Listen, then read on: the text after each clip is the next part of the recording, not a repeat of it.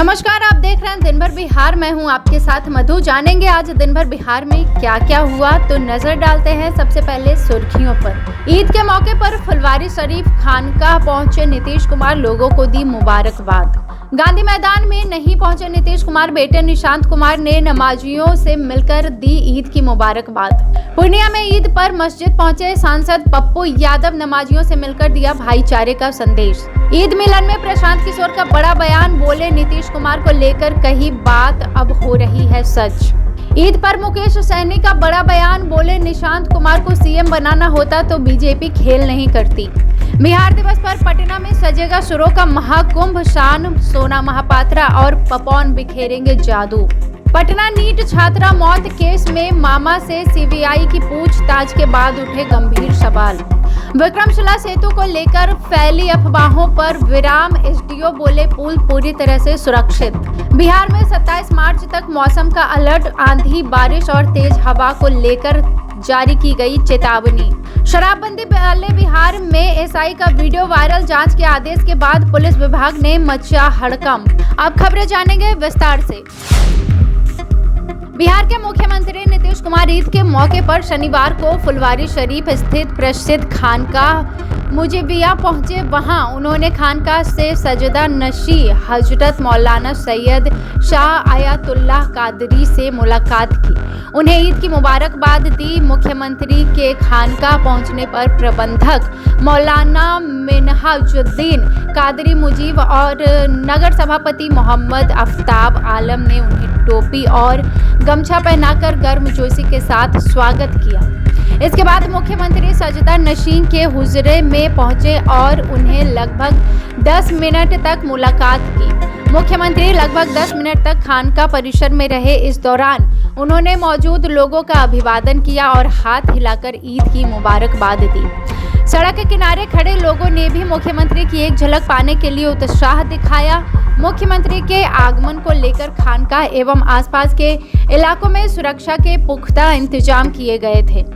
Media कर्मियों को मुख्यमंत्री के नजदीक जाने की अनुमति नहीं थी और वे दूर से ही फोटो और वीडियो बनाते नजर आए। वहीं सीएम नीतीश कुमार ने कहा कि ईद के मौके पर प्रदेश एवं देशवासियों को तथा विशेषकर मुस्लिम भाई बहनों को हार्दिक बधाई एवं शुभकामनाएं देता हूं। खुदा इस मुबारक दिन पर हम सब पर अपनी रहमत की बारिश करे और राज्य में सुख शांति एवं समृद्धि बनी रहे। पटना के गांधी मैदान में ईद उल फितर के मौके पर इस बार नजारा कुछ अलग रहा, जब बिहार के मुख्यमंत्री नीतीश कुमार खुद नमाज में शामिल नहीं हुए और उनकी जगह उनके बेटे निशांत कुमार लोगों के बीच पहुंचे। इस दौरान निशांत कुमार ने नमाजियों से मुलाकात की और अपने पिता की ओर से बिहार वासियों को ईद की मुबारकबाद दी। उन्होंने कहा कि यह त्योहार आपसी भाईचारे, शांति और सौहार्द का प्रतीक है, जिसे सभी मिलजुल कर मनाना चाहिए। गांधी मैदान में बड़ी संख्या में लोग नमाज अदा करने पहुंचे थे और मौसम की अनिश्चितता के बावजूद लोगों का उत्साह बना रहा। निशांत कुमार ने लोगों से बातचीत कर उनका हालचाल जाना और सभी को त्योहार की शुभकामनाएं भी दी। मुख्यमंत्री की गैर मौजूदगी में इस बार चर्चा का विषय बना हुआ है, क्योंकि वे हर साल इस कार्यक्रम में शामिल होते रहे हैं। हाल के दिनों में निशांत कुमार की बढ़ती सक्रियता भी साफ नजर आ रही है। आपको बता दें तो जेडीयू के कार्यक्रमों और इफ्तार आयोजनों में भी उनकी लगातार मौजूदगी देखने को मिली। पूर्णिया में ईद के मौके पर निर्दलीय सांसद पप्पू यादव ने मस्जिदों में पहुंचकर नमाजियों के साथ त्योहार की खुशियां साझा की। इस दौरान उन्होंने लोगों से मुलाकात की, गले लगाकर ईद की मुबारकबाद दी और अमन चैन व भाईचारे की दुआ भी मांगी। बड़ी संख्या में मौजूद लोगों ने भी उनका स्वागत किया और एक दूसरे को बधाई देते हुए सौहार्द का संदेश भी दिया। इस मौके पर पप्पू यादव ने कहा कि ईद का त्योहार प्रेम, एकता और भाईचारे का प्रतीक है, जिसे सभी धर्मों के लोगों को मिलजुल कर मनाना चाहिए। उन्होंने समाज में शांति बनाए रखने की अपील करते हुए कहा कि आपसी सद्भाव ही देश और समाज को मजबूत बनाता है।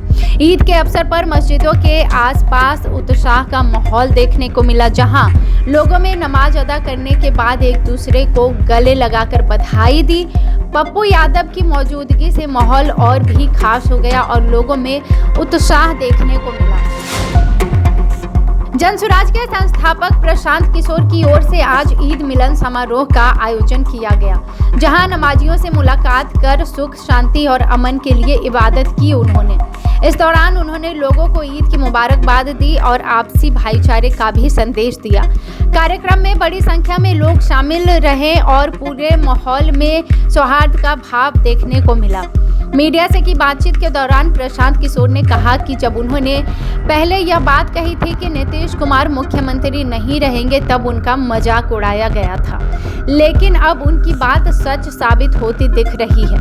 उन्होंने यह भी आरोप लगाया कि बिहार विधानसभा में वोटों की खरीद फरोख्त हुई है, जो लोकतंत्र के लिए चिंता का विषय है। वहीं तेजस्वी यादव को लेकर भी उन्होंने कहा कि बिहार में विपक्ष लगभग खत्म हो चुका है। साथ ही पश्चिम बंगाल विधानसभा चुनाव को लेकर उन्होंने साफ कर दिया कि फिलहाल उनका पूरा ध्यान बिहार पर है और वे अभी बंगाल में चुनाव नहीं लड़ेंगे। ईद के मौके पर वीआईपी के सुप्रीमो मुकेश सहनी ने बड़ा राजनीतिक बयान दिया है। उन्होंने कहा कि निशांत कुमार अब राजनीति में सक्रिय नजर आ रहे हैं, लेकिन उनके मुख्यमंत्री बनने को लेकर चल रही चर्चाओं को उन्होंने खारिज कर दिया। सैनी ने तंज कसते हुए कहा कि अगर निशांत कुमार को मुख्यमंत्री बनाना होता तो भाजपा नीतीश कुमार के साथ खेल नहीं करती और उन्हें जबरन राज्यसभा नहीं भेजती।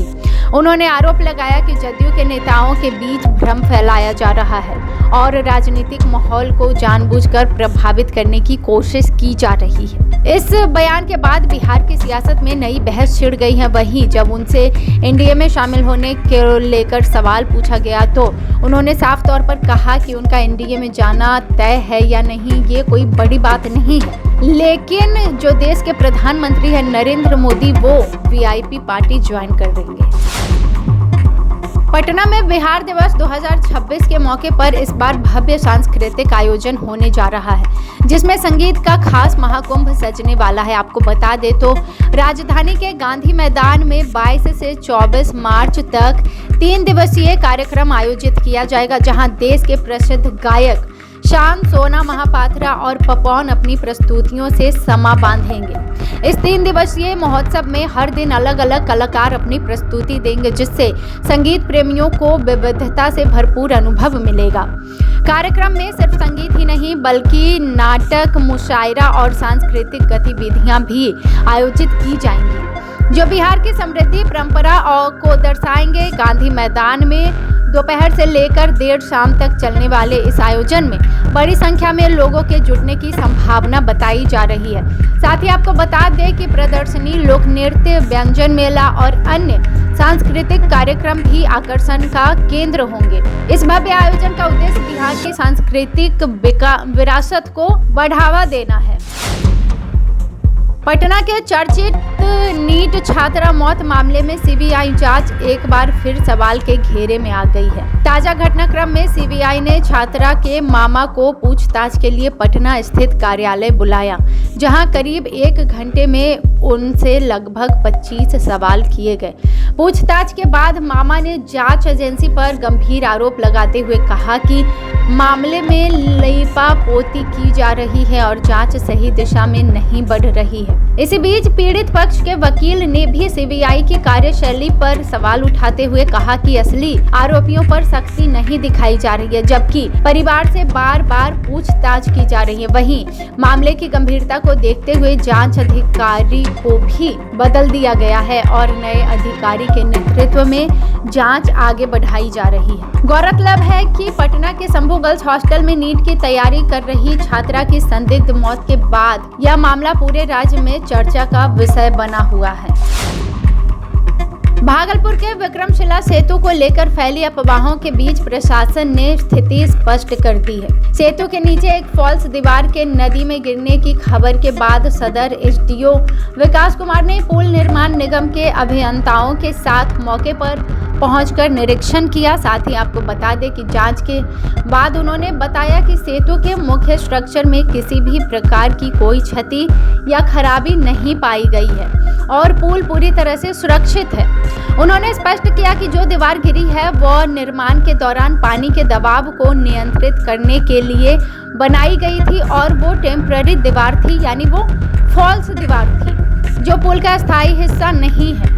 निर्माण कार्य पूरा होने के बाद इन दीवारों को हटाया जाना था, लेकिन कुछ दीवारें बच गई थी, जिनमें से एक अब टूटकर नदी में गिर गई है। एसडीओ ने यह भी कहा कि हाल के दिनों में कुछ टीवी चैनल और सोशल मीडिया पर यह खबर चलाई जा रही थी कि पुल की पाया संख्या 19 को नुकसान पहुंचा है, जो पूरी तरह से गलत खबर है। उन्होंने लोगों से अपील की कि वो अफवाहों पर ध्यान और केवल आधिकारिक जानकारी पर ही विश्वास करें। बिहार में मौसम ने फिर एक बार करवट ले ली है और लोगों को सतर्क रहने की जरूरत है। पटना मौसम विज्ञान केंद्र के अनुसार राज्य के सभी जिलों के लिए 27 मार्च तक येलो अलर्ट जारी किया गया है। इस दौरान प्रदेश भर में गरज के साथ बारिश, आंधी और 40 से 50 किलोमीटर प्रति घंटे की रफ्तार से तेज हवाएं चलने की संभावना जताई जा रही है। मौसम विभाग के मुताबिक उत्तर बिहार के कई जिलों में मेघ गर्जन और वज्रपात की आशंका है, जबकि अन्य जिलों में भी मौसम का असर देखने को मिलेगा। हाल के दिनों में राज्य के कई हिस्सों में हल्की से मध्यम और कहीं-कहीं भारी बारिश दर्ज की गई है, जिससे तापमान में गिरावट आई है। पटना समेत कई जिलों में 22 और 23 मार्च को बादल छाए रहने की संभावना है, जबकि 24 मार्च से मौसम कुछ साफ रहेगा। हालांकि 26 और 27 मार्च को फिर से आंधी, गरज और तेज हवा के साथ बारिश की स्थिति बनने की चेतावनी भी दी गई है। बिहार के गोपालगंज से एक चौंकाने वाला मामला सामने आया है, जहां शराबबंदी कानून के बीच एक पुलिस अधिकारी का कथित तौर पर वीडियो वायरल होने से हड़कंप मच गया है। फुलवारिया थाने में तैनात एसआई अवधेश प्रसाद का एक वीडियो सोशल मीडिया पर तेजी से वायरल हो रहा है, जिसमें वे शराब पीते हुए और खरीदते हुए नजर आ रहे हैं। बिहार में पूर्ण शराबबंदी लागू होने के बावजूद इस तरह का वीडियो सामने आने के बाद पुलिस विभाग की कार्यप्रणाली पर गंभीर सवाल उठने लगे हैं। मामले को गंभीरता से लेते हुए वरीय पुलिस अधिकारियों ने तुरंत संज्ञान लेते हुए जांच के आदेश दे दिए हैं। फिलहाल यह जांच की जा रही है कि वीडियो कब का है और उसमें दिख रहा व्यक्ति वास्तव में वही अधिकारी है या नहीं। वहीं इस घटना को लेकर स्थानीय लोगों में नाराजगी देखी जा रही है। लोगों का कहना है कि जब कानून का पालन करने वाला ही नियमों का उल्लंघन करेंगे तो आम जनता पर इसका गलत संदेश जाएगा। पुलिस विभाग की ओर से कहा गया कि वीडियो की सत्यता की जांच की जा रही है।